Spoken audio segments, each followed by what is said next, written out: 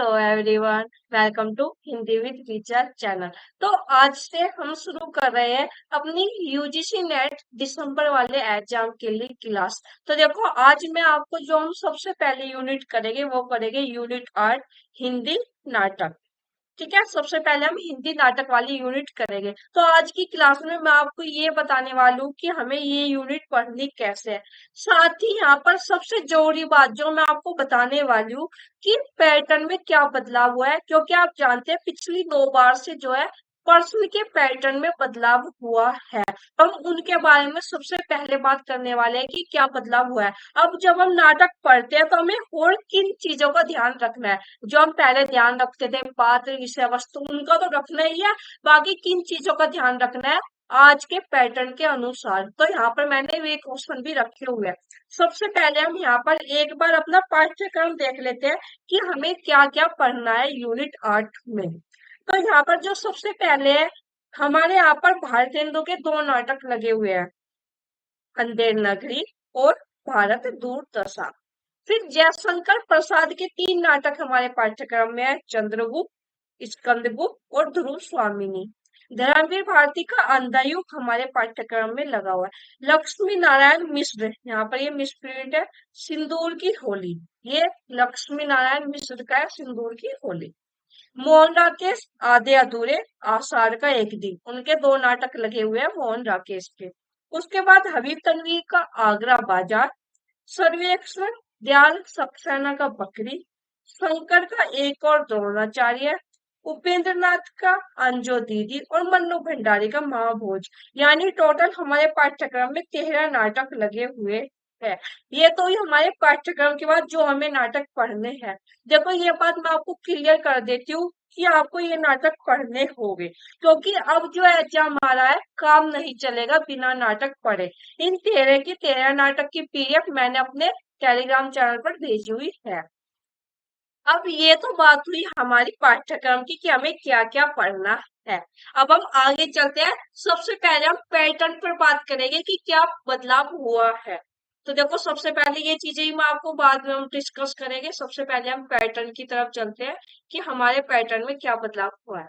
तो ये इसी बार का पेपर है जो अभी हाल ही में जून में हुआ था। यहाँ पर मैंने पिछले 2 बार के जो है पाठ्यक्रम को देखा है और उनके जो प्रश्न आए हैं, पैटर्न में क्या बदलाव हुआ है उसको देखा है। उसके बारे में हम बात करेंगे क्योंकि ये बहुत जरूरी है।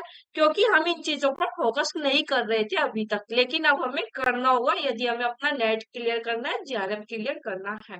तो जो मुझे लगा पैटर्न में सबसे बड़ा बदलाव ये हुआ है कि जो एक क्रम वाले क्वेश्चन है, सबसे बड़ा बदलाव इनमें हुआ है। पहले क्या होता था, 4 रचनाएं देती और उनका क्रम से पूछ लिया प्रकाशन वर्ष के अनुसार। यहाँ पर ये 4 रचनाएं दे दी और क्रम से पूछ लिया। लेकिन अब क्रम के नाम पर कुछ भी पूछा जाने लगा है। ये सच्चाई है, ये मैंने यहाँ पर आपको क्वेश्चन भी रखा है। अभी का ये जो 17 जून को हमारा हिंदी का एग्जाम हुआ था। अब क्या होने लगा, एक तो पात्रों का क्रम पूछा जाने लगा। मतलब ये नाटक में किस क्रम पर आए हैं उसके अनुसार जो है पात्रों का क्रम पूछा जाने लगा। देखिए, यही क्वेश्चन देखिए, भारत दूरदर्शन नाटक में निम्न पात्रों के मंच पर आने का सही क्रम क्या है।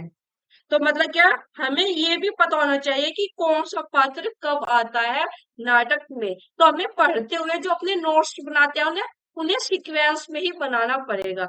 अगर हम भारत दूरदर्शन की बात करें, इसमें 6 अंक है, तो प्रथम अंक में कौन कौन से पात्र आए उसके भी हमें नोट्स बनाने होंगे। ठीक है, द्वितीय अंक में कौन से पात्र आए हैं, कौन सबसे पहले आता है नाटक में पात्र, वो सब चीजें हमें पता होनी चाहिए। एक तो ये बदलाव हुआ है क्रम वाले में कि पात्रों का क्रम पूछा जाने लगा। दूसरा क्या पूछा जाने लगा क्रम वाले में, ये पिछली बार का है, मतलब पिछले से पिछली बार। जो एक तो अभी हाल ही में हमारा एग्जाम हुआ था जून में, ये दिसंबर वाले एग्जाम का क्वेश्चन है। संवादों का क्रम पूछा जाने लगा। पीछे हमने देखा कि पात्रों का क्रम पूछा जाने लगा, फिर यहाँ पर हम देख रहे हैं संवादों का क्रम पूछा जाने लगा। स्कंदगुप्त नाटक के प्रथम अंक में आए संवादों को पहले से बाद के क्रम में लगाइए। तो यहाँ पर क्या है, प्रथम अंक में ये सभी संवाद आए, आपको इन्हें क्रम के अनुसार लगाना था, कौन पहले आया और कौन बाद में आया। तो एक तो क्या कहते हैं, पात्रों का क्रम पूछा जाने लगा, संवादों का क्रम पूछा जाने लगा। एक घटनाओं का कि कौन सी घटना पहले हुई नाटक में उसे पहले रखिए। ठीक है। एक घटना का क्रम पूछा जाने लगा है। ठीक। देखो यहाँ पर भी ये संवाद का क्रम पूछा गया है। अंधेर नाटक में पहले से बाद में आए संवादों का क्रम निर्धारित कीजिए। और ये पिछली 2 बार से एग्जाम में पूछा जा रहा है, तो यकीन मानिए कि आने वाले एग्जाम में भी ये पूछा जाएगा। जब भी एनटीए अपने पैटर्न में कोई बदलाव करता है तो उसे 3-4 साल कंटिन्यू रखता है। तो ये क्रम वाले क्वेश्चन पहले रचना के पूछे जाते थे, लेकिन अब ऐसा नहीं रहा। अब पात्रों के क्रम, संवाद के क्रम और घटनाओं के क्रम ये पूछे जाने लगे। तो एक सबसे बड़ा बदलाव तो हुआ है क्रम वाले क्वेश्चन में। ठीक है। उसके बाद जो दूसरा बदलाव है वो है ऑप्शन में। क्या बदलाव हुआ है? पहले 4 ऑप्शन होते थे, अब एक और ऑप्शन बढ़ा दिया है। ई पॉइंट भी अब कर दिया है एनटीए ने। तो जो एक कोड वाले क्वेश्चन होते हैं पहले 4 आते थे, लेकिन अब क्या है, ई भी कर दिया इन्होंने, यानी 5 कर दिए हैं। एक ये बदलाव हुआ है। फिर उसके बाद बात करूं मैं क्या बदलाव हुआ है। उसके बाद देखो एक और बदलाव जो मुझे सबसे बड़ा लगा, वो लगा कि कथन वाले जो क्वेश्चन आते थे, जो कथन वाले क्वेश्चन आते थे, ये मुझे सबसे बड़ा बदलाव लगा। पहले क्या होता था, ये वैचारिक पूछे जाते थे कथन वाले क्वेश्चन। अब क्या है ये, मतलब एक तरह से यही कह लो कि अगर हमने नाटक पढ़ा है तो हम कर लेंगे, नाटक की बात ही नहीं हो रही है। अगर कोई भी विधा है, उपन्यास के भी आए हैं, कहानी के भी आए हैं। अब देखो ये क्वेश्चन देखो, सिंदूर की होली नाटक में कुल 2 अंक है। देखो गलत है, यहीं पर ये क्वेश्चन हमारा सोल्व हो जाता है यदि हमें ये पता होता कि कितने अंक है सिंदूर की होली नाटक में। तो इसके लिए आपको ये नहीं है, पहले ये बोला जाता था हमारे समझ में नहीं आते इस तरह के क्वेश्चन। तो अब ये कथन वाले जो क्वेश्चन होते हैं ये थोड़ा इजी कर दिया मेरे अनुसार। तो ये वाले क्वेश्चन जो है इजी हो गए। ये कह लीजिए ये नए पैटर्न पर आए हैं। जो हमारे पहले क्वेश्चन आते थे अभिकथन और कारण पर, भी अब भी आते हैं। एक नए तरह का क्वेश्चन जो रहा है एंटी ने, कथन वाला। इसमें 2 कथन दिए रहते हैं, आपको बताना है कि इन दोनों में से कौन सा सही है, या दोनों सही है दोनों गलत है। तो ये वाला जो क्वेश्चन है ये भी आप कर लोगे यदि आपको बेसिक जानकारी पता है। अब देखो यही देखो, सिंदूर की होली नाटक में कुल 2 अंक है। नजीब, माहिर अली, चंद्रकला और कृष्णलाल इसके प्रमुख पात्र हैं। तो क्वेश्चन हमारा यहीं पर सोल्व हो जाएगा, क्योंकि सिंदूर की होली में 3 अंक है। तो पहला पॉइंट जो है हमारा गलत है, आप देख लीजिए पहला हमारा गलत है। अब दूसरे में, सिंदूर की होली नाटक की कथा प्रातःकाल 9 बजे शुरू होती है और कथा की अंतिम घटना लगभग 10 बजे रात्रि में बीत जाती है। तो जब हम नाटक पढ़ते हैं, जितना जरूरी नाटक पढ़ना है उतना ही जरूरी उसके जो हमारी प्रारंभ की चीजें दी रहती है और जो बाद में चीजें दी रहती है वो हो जाती है। वो मैं आपको हमेशा ही कहती हूँ। तो यही बात है कि हमें ये भी पता होनी चाहिए चीजें। सिर्फ नाटक पढ़ना हमारा उद्देश्य नहीं होना चाहिए, उसके आगे पीछे सब चीजें हमें याद होनी चाहिए, जब भी हमारा एग्जाम क्लियर होने वाला है। तो यहाँ पर जो है हमारा आंसर तो हो जाएगा 4। तो एक ये बदलाव आया है। इसमें एक और क्वेश्चन है, ये एक और द्रोणाचार्य का, ये अभिकथन कारण वाला क्वेश्चन है। ठीक है। इसमें भी अब जो है ये वाला जो है थोड़ा पैटर्न अब इजी कर दिया अभिकथन कारण वाला। पहले वैचारिक वाले क्वेश्चन ज्यादा आते थे। अब ये है कि नाटक से मान ली यही क्वेश्चन पूछा गया, तो ये हम आराम से सोल्व कर लेंगे यदि हमने एक और द्रोणाचार्य नाटक पढ़ा होगा। ठीक है। तो ये वाले जो है थोड़ा इनमें बदलाव हुआ है, एक तो एक कथन वाले क्वेश्चन और अभिकथन कारण वाले क्वेश्चन। उसके बाद यदि मैं बात करूं, मैंने अभी तक आपको 3 बदलाव बता दिए। एक तो सबसे बड़ा बदलाव जो मुझे देखने को मिला वो क्रम वाले क्वेश्चन में लगा। फिर इन्होंने अब 5 पॉइंट देने शुरू कर दिए हैं, अब ई पॉइंट भी जुड़ गया है। उसके बाद जो एक कथन वाले का क्वेश्चन जोड़े गए हैं, और उसके बाद अभिकथन कारण वाले। फिर ये तो हुई बात हमारी कि क्या बदलाव हुआ है। एक क्वेश्चन हो रहा है, जैसे अब ये वाले क्वेश्चन आते हैं, अंधर युग के संबंध में निम्नलिखित कथनों पर विचार कीजिए। तो इस तरह के क्वेश्चन भी अब ज्यादा पूछे जाने लगे हैं, और पैटर्न मैंने आपको बताया कि ई पॉइंट और जोड़ दिया गया है। अब ये वाले क्वेश्चन भी यदि हमने नाटक पढ़ा है तो ही हम सोल्व कर पाएंगे। यदि सबसे पहला पॉइंट ही देखो, इसमें युद्ध से उत्पन्न होने वाली मूल्यहीनता, अमानवीयता, विकृति, कुंठा, सामूहिक विघटन का सजीव चित्र प्रस्तुत किया गया है। तो ये बिल्कुल सही है हमारा। फिर इसमें तृतीय अंक का शीर्षक गांधारी का सांप में गांधारी कृष्ण को सांप देती है, ये बिल्कुल गलत है हमारा।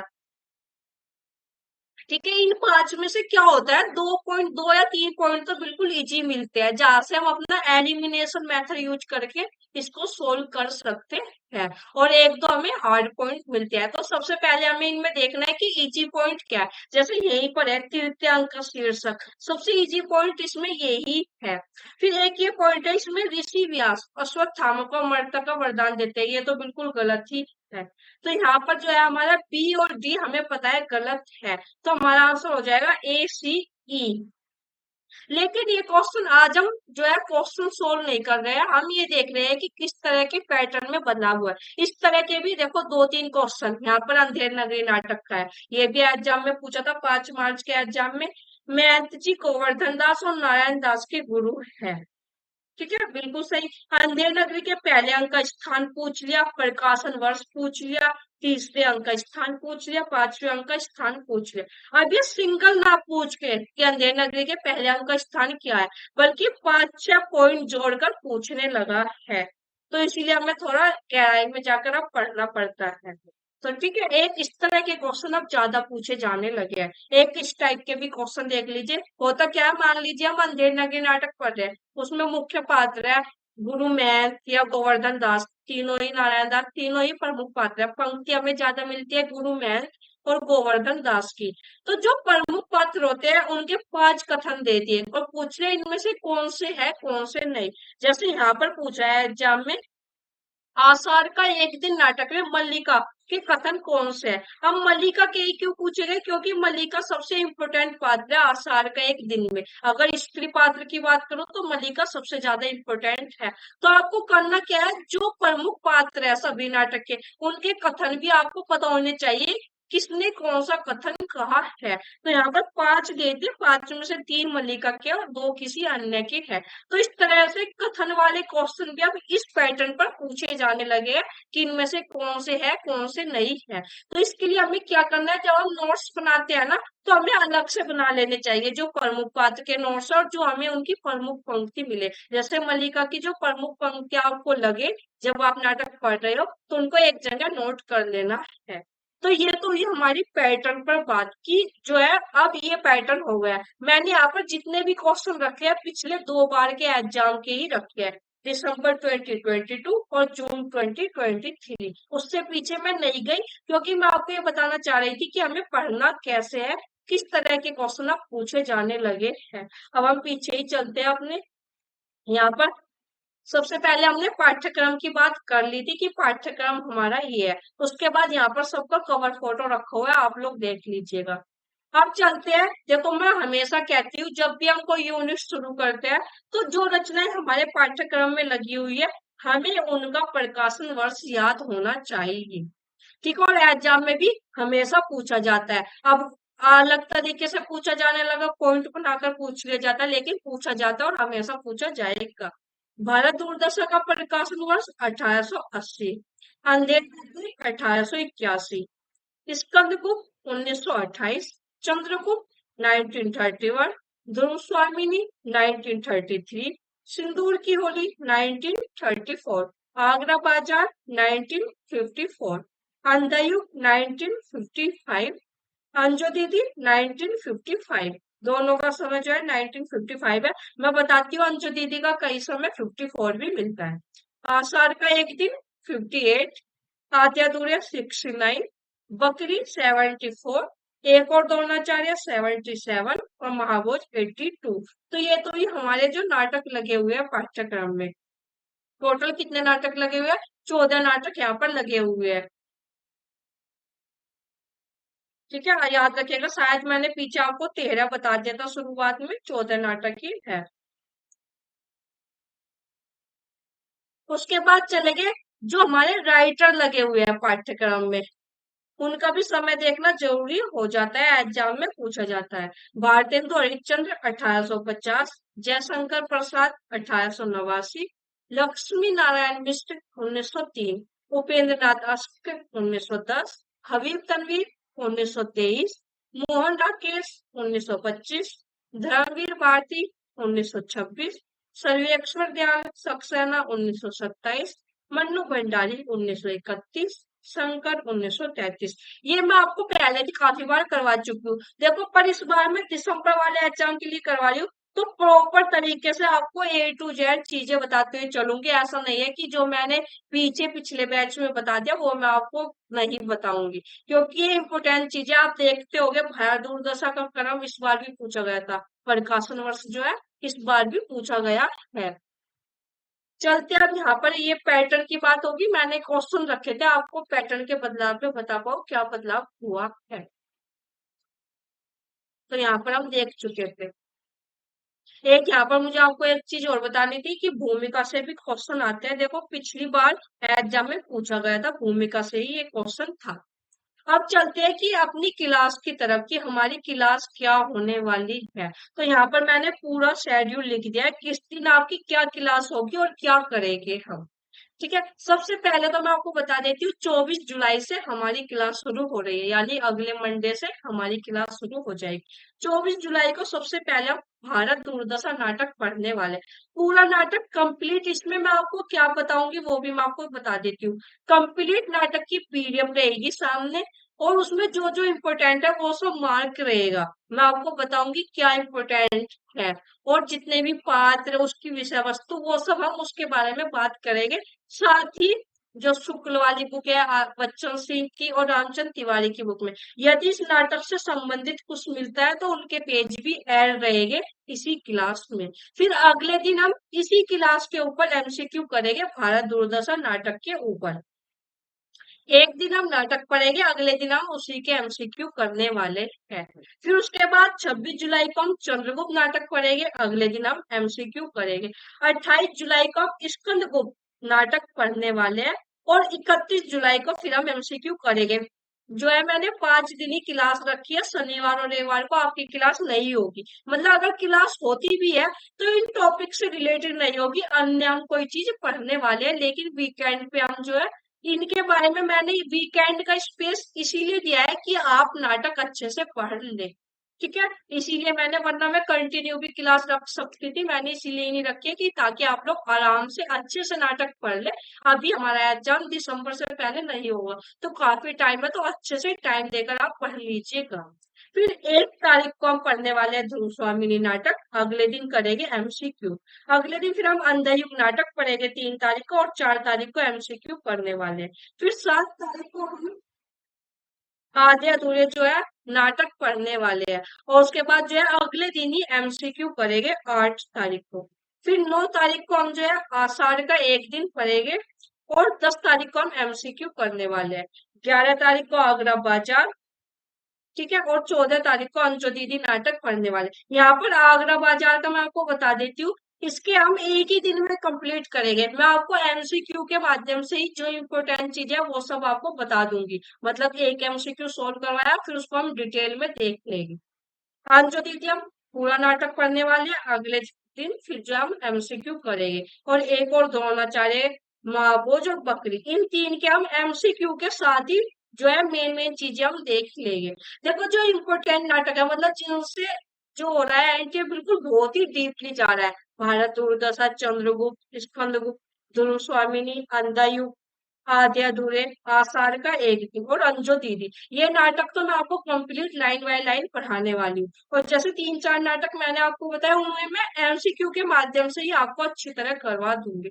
डेमो के लिए आपको करना क्या है, मैंने आपको अंधेर नगरी नाटक पढ़ाया हुआ है, उसी तरह मैं आपको बाकी जो है नाटक पढ़ाने वाली हूँ। तो आप अंधेर नगरी नाटक की क्लास जाकर देख लीजिए, पसंद आती है तो हमारी क्लास से जुड़ जाइएगा।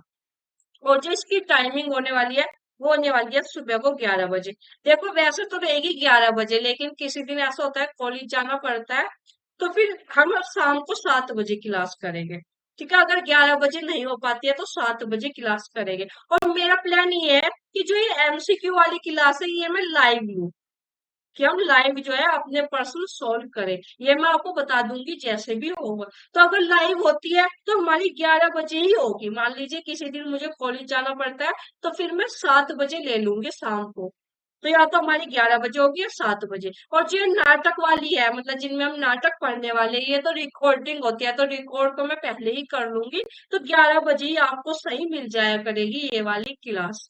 ठीक है, और एमसीक्यू वाली आपकी वैसे तो 11 बजे होगी, किसी दिन मुझे कहीं जाना पड़ता है कॉलेज में तो मैं 7 बजे ले लूंगी शाम को। वो मैं आपको टेलीग्राम पर इन्फॉर्म कर दूंगी कि हमारी क्लास कितने बजे होने वाली है, तो उसके लिए आप बेफिक्र रहिए। तो ये अंधेर नगरी नाटक मैंने आपको पढ़ाया हुआ है, लेकिन इसके एमसीक्यू मैंने अभी तक नहीं करवाया है। सबसे पहले तो मैं आपको बता देती हूँ, आप जब हिंदी विद टीचर चैनल पर जाएंगे, वीडियोज पर जाएंगे, तो थोड़ा नीचे स्क्रॉल करोगे तो ये 1 महीने पहले मैंने क्लास ली थी अंधेर नगरी नाटक।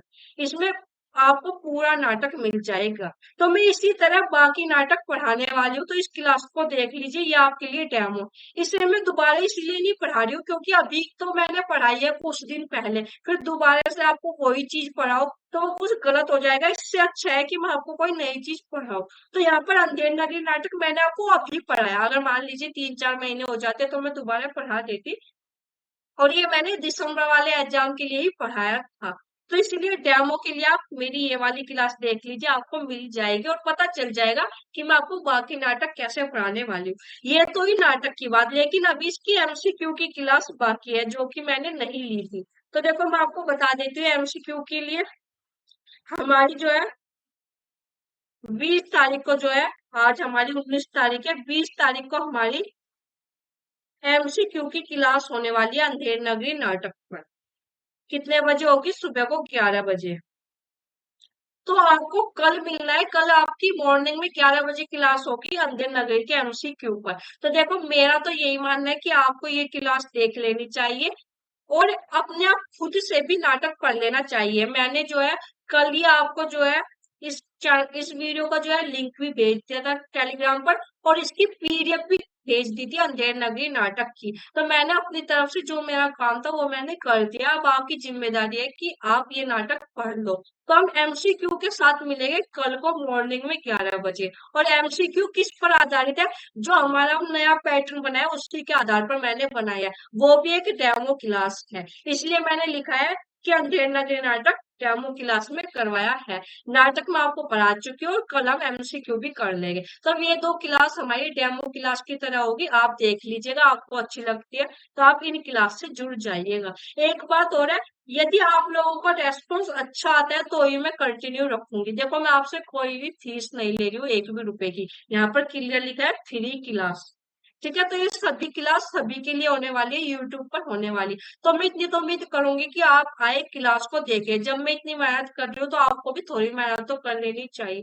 तो यदि आपका अच्छा रिस्पॉन्स रहा, स्टूडेंट ने देखी क्लास, उनको यूजफुल लगी, तो ही मैं आगे कंटिन्यू रखूंगी, नहीं तो मैं इसको बंद कर दूंगी। मेरे ऊपर ऐसा कोई दबाव नहीं है कि मुझे सब कंप्लीट करवाना ही है। नहीं, मैं आपसे कोई फीस भी नहीं ले रही हूँ, लेकिन अगर आप नहीं देखते क्लास तो मैं इसको बंद भी कर दूंगी। ऐसा जरूरी नहीं है कि मैं इसे कंटिन्यू रखूंगी। पर अगर आप चाहते हो कि मैं कंटिन्यू रखूं तो आप इन क्लास को देख लीजिएगा और मुझे बताइएगा। अगर कोई सुधार करना है तो वो भी आप मुझे बताइएगा कि आपको इसमें ये चीजें ऐड कर देनी है, तो मैं कर दूंगी। लेकिन शर्त यह है कि आपको क्लास में आना होगा। क्लास में आना जरूरी है, बिना क्लास में आए कुछ नहीं होने वाला।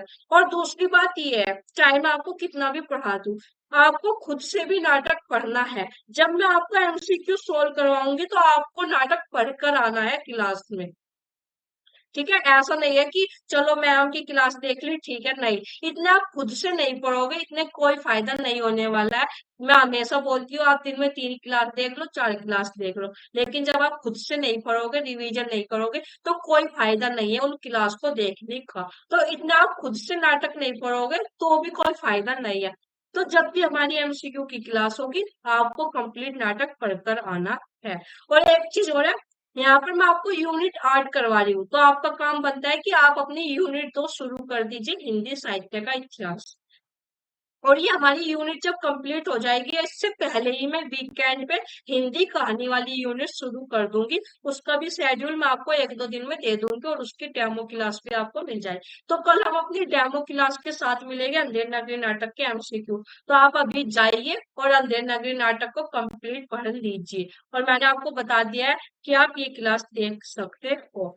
ये भी आपको पता चल जाएगा कि मैं कैसा पढ़ाती हूँ ये क्लास देखने के बाद।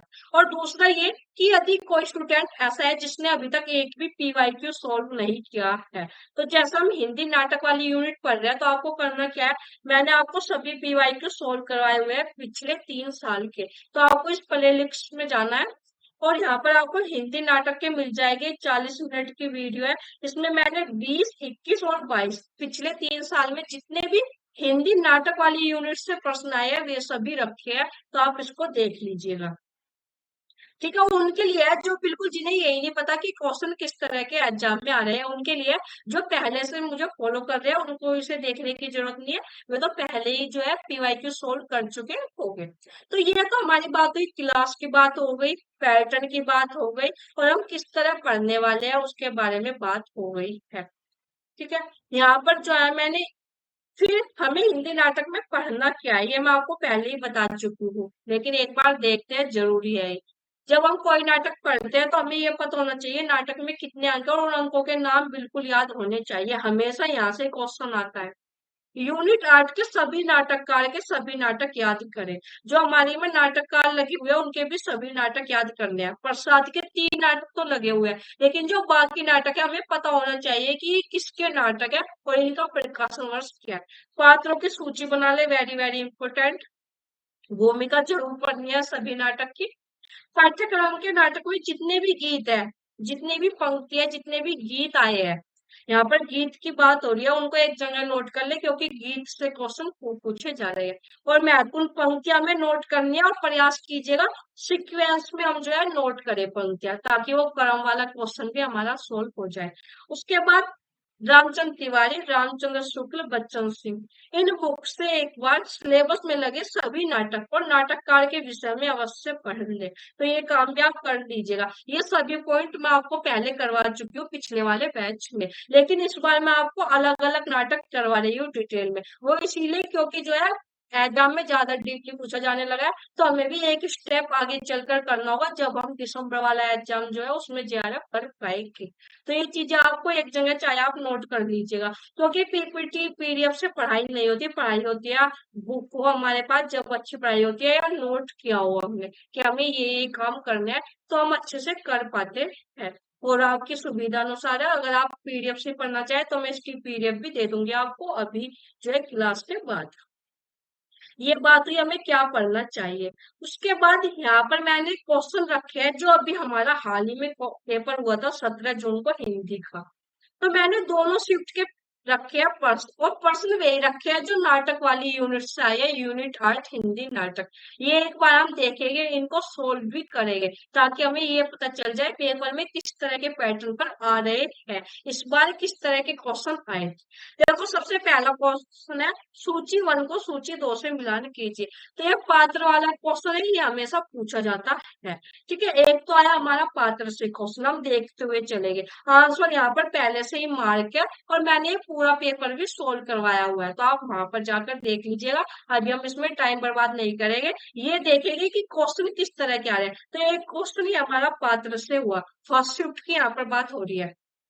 आगे चलेंगे, फिर ये क्रम वाला हमारा क्वेश्चन हुआ, भारत दूरदर्शन नाटक से आया। ठीक है, फिर अगला क्वेश्चन है स्कंदगुप्त की स्त्री पात्र है, फिर से पात्र वाला क्वेश्चन आया है। तो पात्र वाले क्वेश्चन हमारे 2 हो गए, और क्रम वाला कितना होगा, एक क्वेश्चन हमारा क्रम से आया है। आगे चलेंगे, नाटकों में गीतों के प्रयोग के बारे में सत्य कथन है, यानी एक क्वेश्चन हमारा गीत से आया है।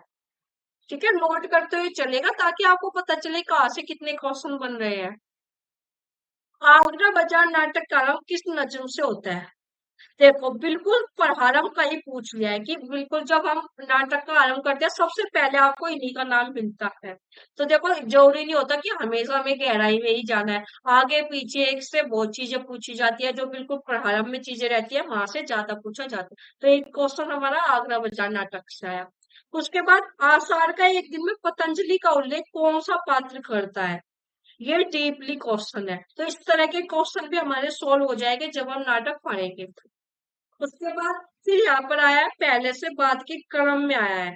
तो यहाँ पर 3 जो नाटक दिए हुए हैं वे दिए हुए हैं हमारे पाठ्यक्रम के, और 2 अलग दिए हैं, महाबली और माधवी। ये भी पीवाईक्यू है, क्योंकि माधवी काफी बार एग्जाम में पूछा जा चुका है, माधवी का प्रकाशन वर्ष। यहाँ पर आपको एक कंप्लीट सोल्व मिल जाएगा।